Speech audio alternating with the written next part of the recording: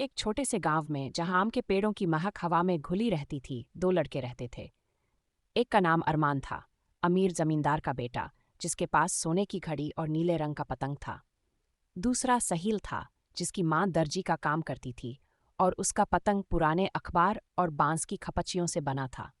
दोनों की राहें कभी नहीं मिलती थीं, जब तक कि एक दिन बहार की हवा ने उन्हें एक मैदान में जमा नहीं कर दिया। अरमान का शानदार पतंग हवा में डोलता रहा, मगर अचानक एक झटके से वह सहील के पतंग से उलझ गया। ये तुमने कैसे बनाया?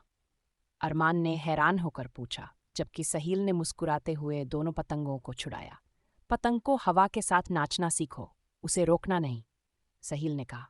अगले ही लम्हे दोनों लड़के मैदान में कबड्डी खेल रहे थे और अरमान ने पहली बार गली डंडे की मिट्टी चखी। दोस्ती ने उन्हें चौराहे पर मिला दिया।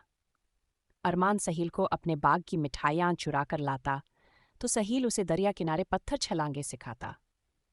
एक दिन अरमान ने पूछा, तुम स्कूल क्यों नहीं जाते?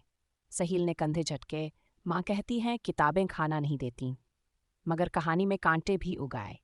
अरमान के बाप ने उसे गंदे कपड़ों और गंवार दोस्त से मना किया। उधर सहील की माँ बीमार पड़ गई। बगैर दवाओं के उनकी आंखें मंद होने लगीं।